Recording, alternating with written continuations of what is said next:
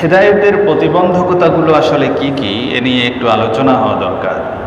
মানুষ হেদায়েত থেকে বঞ্চিত হয় যে সকল কারণে, যে সকল প্রতিবন্ধকতার কারণে, তার মধ্যে গুরুত্বপূর্ণ কিছু পয়েন্ট যেমন অজ্ঞতা, মূর্খতা। এই অজ্ঞতা এবং মূর্খতার কারণে, অজানার কারণে, ইলম না থাকার কারণে মানুষ হেদায়েত থেকে বঞ্চিত হয়। এই অজ্ঞতা হচ্ছে হেদায়েত পাওয়ার পথে একটা বড় অন্তরায়। অজ্ঞতার কারণে অনেক মানুষ হেদায়েত থেকে ছিটকে পড়ে। অনেকে হকের নিকটবর্তী, হেদায়েতের নিকটবর্তী হয়েও অজ্ঞতার কারণে হক কোনটা সেটা সে বুঝতে পারে না, হকটাকে সে শনাক্ত করতে পারে না, সঠিক পথটাকে সে নির্বাচন করতে পারে না। এমনকি এই অজ্ঞতার কারণে মানুষ সঠিকভাবে ইবাদত বন্দেগীও করতে পারে না। আল্লাহ তাআলা সূরাতুল হজের 11 নম্বর আয়াতে এই অজ্ঞতার দিকে ইঙ্গিত করেছেন। ওমিনান নাসি মান ইয়াবুদুল্লাহা আলা হারফ ফাইন আসাবাহু খায়রুন ইতমাআন্না বিহি ওয়া ইন আসাবাতহু ফিতনাতুন ইনকালাবা আলা ওয়াজহি খাসিরাদ দুনিয়া ওয়াল আখিরাহ যালিকা হুয়াল খুসরানুল মুবিন। আল্লাহ তাআলা বলেন, মানুষের মধ্যে কেউ কেউ আল্লাহর ইবাদত করে দ্বিধাদ্বন্দ্বের সাথে, ইবাদত করে দ্বিধাদ্বন্দ্বের সাথে। কেমনে করতে হয় তাও জানে না। দ্বিধাদ্বন্দ্বটা কেন? না জানার কারণে। তাকে যদি কোনো কল্যাণ স্পর্শ করে তাহলে সে প্রশান্ত হয়, আর যদি অকল্যাণ তার কাছে আসে, কোনো বিপর্যয় আসে, তখন সে আল্লাহর দিক থেকে মুখ ফিরিয়ে নেয়। এই যে মুখ ফিরিয়ে নিল ইবাদত থেকে, ক্ষতিটা কার হলো? কে ক্ষতিগ্রস্ত হলো? আল্লাহ তাআলা বলেন, খাসিরাদ দুনিয়া ওয়াল আখিরাহ। যে ইবাদত ছেড়ে দিল, যে মুখ ফিরিয়ে নিল, ক্ষতিগ্রস্ত সেই হলো। ওয়াদালিকা হুয়াল খুসরানুল মুবিন। আর এটা হচ্ছে স্পষ্ট ক্ষতি, এটা হলো সুস্পষ্ট ক্ষতি মানুষের জীবনের, যে সে ইবাদত থেকে মুখ ফিরিয়ে নিল, সে হেদায়েতের পথ থেকে ঘুরে গেল। এর থেকে বড় ক্ষতি মানুষের জীবনে আর কিছুই নেই। এজন্য জ্ঞান অর্জন করা জরুরি, ইলম অর্জন করা জরুরি। এই অজ্ঞতার পরিণাম সম্পর্কে রাসূলুল্লাহ সাল্লাল্লাহু আলাইহি ওয়াসাল্লাম উম্মতকে সতর্ক করেছেন। রাসূল করিম সাল্লাল্লাহু আলাইহি ওয়াসাল্লামের একটি হাদিস, বুখারী শরীফ 100 নম্বর হাদিস। রাসূল করিম সাল্লাল্লাহু আলাইহি ওয়াসাল্লাম বলেন, ইন্নাল্লাহা লা ইয়াকবাজুল ইলমা ইনতিজাআন। জ্ঞান এবং ইলম, এটাকে আল্লাহ তাআলা কোনো কিছু ছিনিয়ে নেওয়ার মতো তুলে নেবেন না। মানে ইলমটাকে আল্লাহ তাআলা ধরে আসমানের উপরের দিকে উঠায় নেবেন, বিষয়টা এমন না। ওয়ালাকিন ইয়াকবাজুল ইলমা বিকবজিল উলামা। এই জ্ঞানটাকে আল্লাহ তাআলা আসমানে তুলে নেবেন উলামায়ে কেরামদেরকে, আলেমদেরকে উপরে তুলে নেওয়ার মাধ্যমে। বড় বড় বিজ্ঞ আলেম যারা, উলামায়ে কেরাম যারা, তাদেরকে আল্লাহ তাআলা তুলে নেবেন কিয়ামতের আগে। হাত্তা ইযা লাম ইয়াবকা আলিমান, এমনকি দুনিয়ায় আর কোনো প্রকৃত আলেম থাকবে না।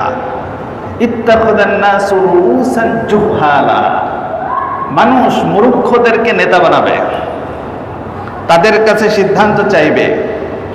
ফাসাআলু, তাদের কাছে মাসালা জানতে চাইবে, তাদের কাছে সিদ্ধান্তের জন্য যাবে।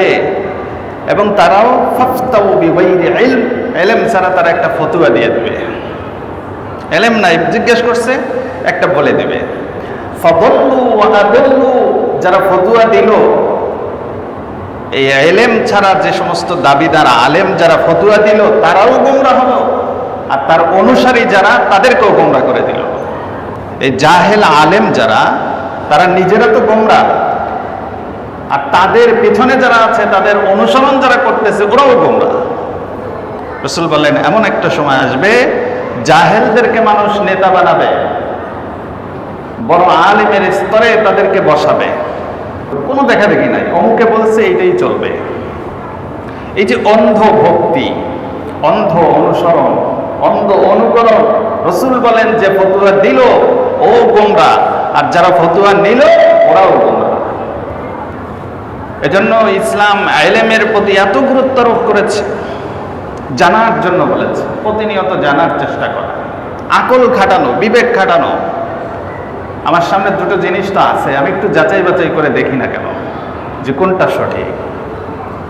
এই অজ্ঞতার কারণে মানুষ গোমরাহ হবে, অজ্ঞতার কারণে মানুষ গোমরাহ হয়ে যাবে।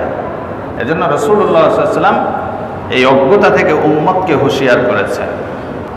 মানুষের গোমরাহির আরেকটা কারণ হচ্ছে হিংসা, বিদ্বেষ, অহমিকা, অহংকার। অহংকারের কারণেও মানুষ গোমরাহ হবে। আল্লাহ তাআলা বলছেন, সাআসরিফু আন আয়াতি আল্লাযীনা ইয়াতাকাব্বারুনা ফিল আরদি বিগাইরি হিল। সাআসরিফু আন আয়াতি আল্লাযীনা ইয়াতাকাব্বারুনা ফিল আরদি বিগাইরি হক ওয়া ইন ইয়ারু কুল্লা আয়াতিন লা ইউমিনু বিহা।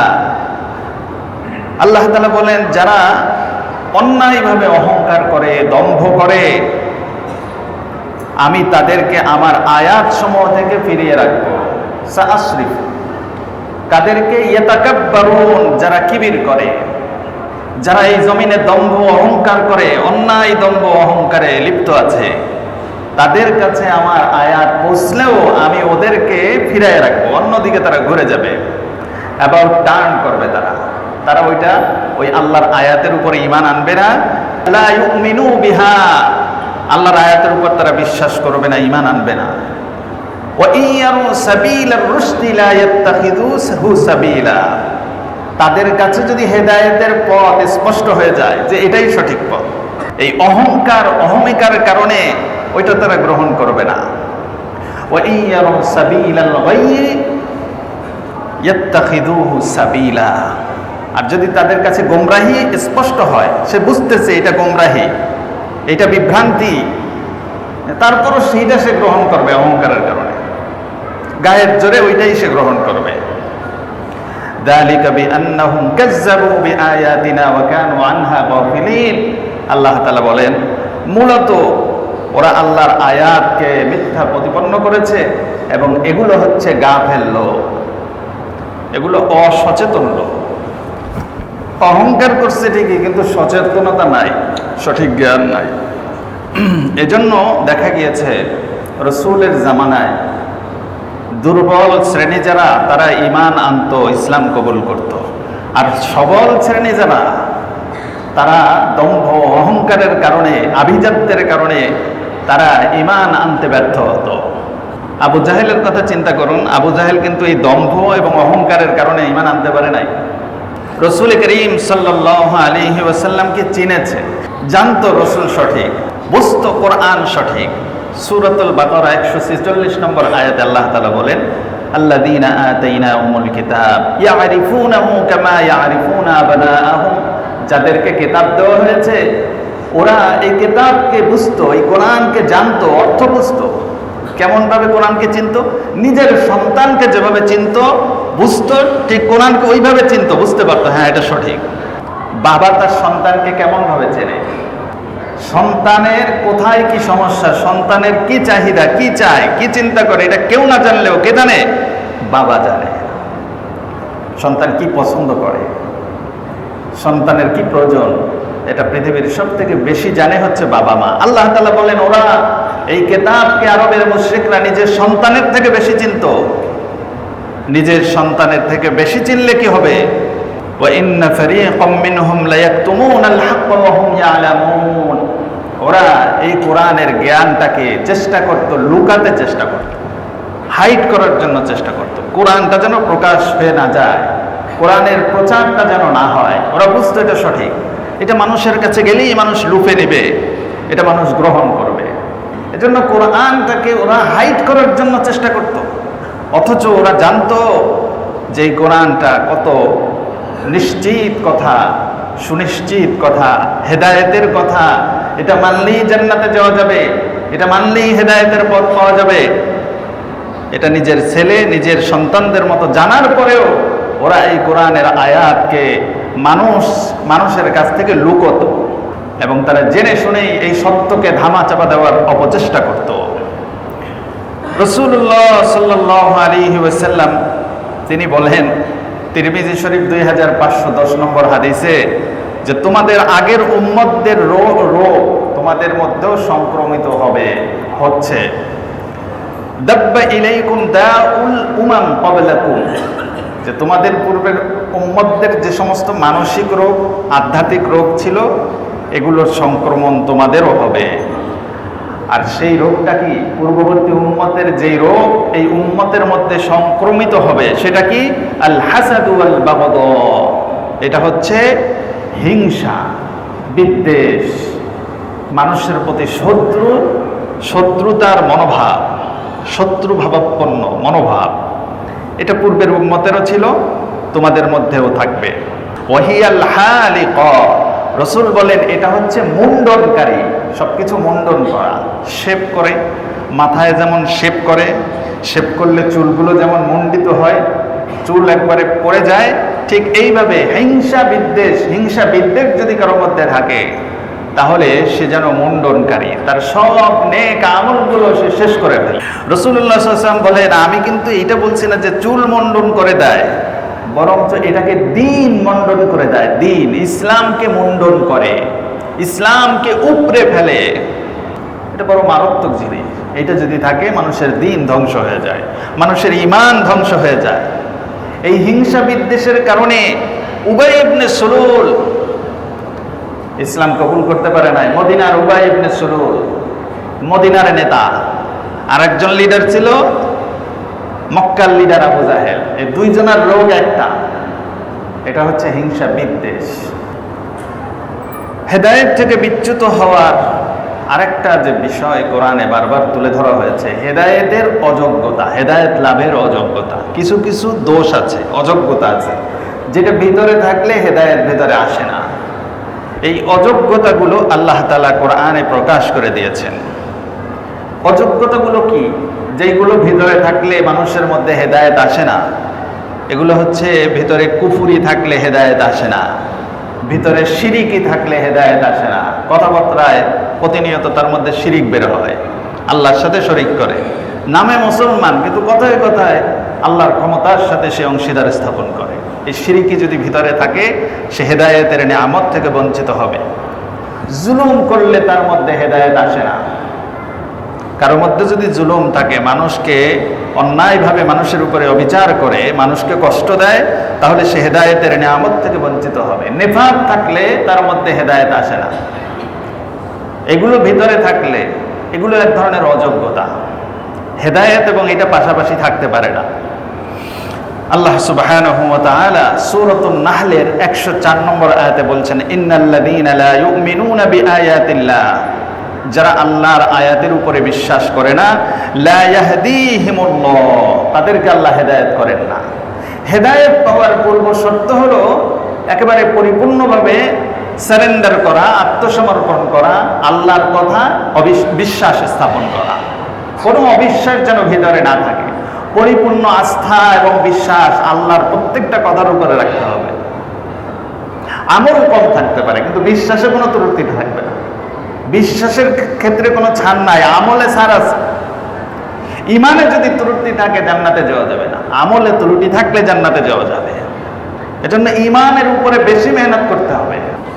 এজন্য আল্লাহ তাআলা বলেন, যারা আল্লাহর আয়াতকে অবিশ্বাস করে, আল্লাহ তাআলা তাদেরকে হেদায়েত দিবেন না, তাদের জন্য যন্ত্রণাদায়ক শাস্তি রয়েছে। কুফরি যদি ভিতরে থাকে, সূরাতুল বাকারা 264 নম্বর আয়াতে আল্লাহ তাআলা বলেন, ইন্নাল্লাহা লা ইয়াহদিল কওমাল কাফিরিন, যারা কাফের কওম, যাদের মধ্যে কুফরি আছে, তাদেরকে আল্লাহ তাআলা হেদায়েত দিবেন না। সূরাতুল আলে ইমরান 86 নম্বর আয়াতে আল্লাহ তাআলা জালেমদেরকে হেদায়েত দিবেন না বলছেন, ইন্নাল্লাহা লা ইয়াহদিল কওমাজ যালিমিন, যদি কারোর মধ্যে জুলুমের মানসিকতা থাকে, জুলুম করে, গুনাহ করে, অন্যকে কষ্ট দেয়, আল্লাহ তাআলা তাদেরকে হেদায়েত দিবেন না। আল্লাহ তাআলা পাপাচারী, প্রকাশ্যে পাপ করে, যারা প্রতিনিয়ত পাপ করে, এই প্রকাশ্য পাপীদেরকে আল্লাহ তাআলা হেদায়েত দিবেন না। সূরাতুল মায়েদা 108 নম্বর আয়াতে আল্লাহ তাআলা বলেন, ইন্নাল্লাহা লা ইয়াহদিল কওমাল ফাসিকিন, যারা ফাসিক, প্রকাশ্যে পাপ করে, ওদেরকে আল্লাহ তাআলা হেদায়েত দিবেন না। মিথ্যা এবং সীমালঙ্ঘনকারী, সূরাতুল গাফির 28 নম্বর আয়াতে আল্লাহ তাআলা বলছেন, ইন্নাল্লাহা লা ইয়াহদি মান হুয়া মুসরিফুন কাজ্জাব, যারা সীমালঙ্ঘনকারী, যারা মিথ্যাবাদী, যারা মিথ্যুক, যারা মিথ্যার উপরে থাকে, আল্লাহ তাআলা তাদেরকে হেদায়েত দিবেন না। হেদায়েতের জন্য, হেদায়েত লাভের জন্য এই সমস্ত গুনাহ থেকে বেঁচে থাকতে হবে। এই সমস্ত গুনাহ যদি ভিতরে থাকে, চেষ্টা করা এগুলো যেন ভিতরে না গাঢ় হতে না পারে, এগুলো যেন ভিতরে প্রবল হতে না পারে, সেজন্য সচেতন থাকা। মানুষ হেদায়েত থেকে বঞ্চিত হয় যে সকল অপরাধের কারণে, যে সকল কারণে, আমলের কারণে। তার মধ্যে আরেকটা কারণ হচ্ছে আখেরাতকে তুচ্ছ তাচ্ছিল্য করা, আখেরাতের উপর দুনিয়াকে প্রাধান্য দেওয়া। আখেরাতকে কোনো ধরনের গুরুত্ব দেয় না, যে দুনিয়ার জীবনটাই তার কাছে গুরুত্বপূর্ণ। তাতে আখেরাত ক্ষতিগ্রস্ত হোক কি না হোক এটা দেখার বিষয় না। দুনিয়ায় লাভবান হব এটাই আমার টার্গেট, তাতে আখেরাত যায় যাক, তাতে পরকাল যায় যাক, তাতে জান্নাত শেষ হয়ে যায়, কিছুই আসে যায় না। সূরাতুন নাহলের 107 নম্বর আয়াতে আল্লাহ তাআলা বলছেন, যালিকা বিআন্নাহুম মুস্তাহাব্বুল হায়াতাদ দুনিয়া আলাল আখিরাহ। তারা পার্থিব জীবনকে পরকালের চাইতে প্রিয় মনে করছে। এই পরকালকে প্রিয় মনে করার কারণে তাদের পরিণতি কি? ওয়া আন্নাল্লাহা লা ইয়াহদিল কওমাল কাফিরিন। এই সকল কাফেরদেরকে, এটাও এক ধরনের কুফরি। আখেরাতকে তো প্রাধান্য দিতে হবে ইমানদারের, সুতরাং সে আখেরাতকে প্রাধান্য দিল না, দুনিয়াকে প্রাধান্য দিল। এই দুনিয়াকে প্রাধান্য দেওয়াটা এটা কাফেরদের আমল, কাফেরদের কাজ। এটা করার কারণে সে হেদায়েত থেকে বঞ্চিত হবে। হেদায়েত থেকে বঞ্চিত হওয়ার আরেকটা কারণ হচ্ছে প্রবৃত্তির অনুসরণ। মন যা চায় সেটা করে, মনের বাইরে সে মোটেই যায় না। মনে ইচ্ছা করতেছে নামাজ পড়তে, তাই পড়ে। মনে চায় না, এখন আর পড়ে না। মন চাইতেছে ঘুমায় থাকবে, এখন ঘুমায় আছে। উঠতে মনে চাইছে, তাই উঠছে। কোনো ডিসিপ্লিন নাই, কোনো শৃঙ্খলা নাই, মানে মনের পূজারী, প্রবৃত্তির পূজারী। আল্লাহ সুবহানাহু ওয়া তাআলা তাদের ব্যাপারে বলছেন, আফারাআইতা মান ইত্তাখাযা ইলাহাহু হাওয়া। আপনি কি তাদেরকে দেখেন নাই যে তার প্রবৃত্তিকে ইলাহ বানাইছে, নিজের মনের চাহিদাটাকে ইলাহ বানাইছে, সেইটাকেই সে অনুসরণ করে, সেইটার কথা অনুযায়ী যারা চলে তাদেরকে দেখেছেন? ওয়া আদাল্লাহুল্লাহ আলা ইলমিন ওয়া খাতামা আলা সামঈহি ওয়া কলবিহি ওয়া জাআলা আলা বাসরিহি গিশাওয়া। যারা মনের কথা অনুযায়ী চলে তাদেরকে আল্লাহ তাআলা কি করেন? তাদেরকে আল্লাহ তাআলা সঠিক পথ দেন না, তাদেরকে আল্লাহ তাআলা ডাইভার্ট করে গোমরাহির দিকে ফিরিয়ে দেন। তখন তাদের পরিণতি এমন হয়, খতামা আলা সামঈহি ওয়া কলবিহি, আল্লাহ তাআলা তাদের কান এবং কলবে মোহর মেরে দেন, সঠিক কথা আর তারা শুনতে পায় না।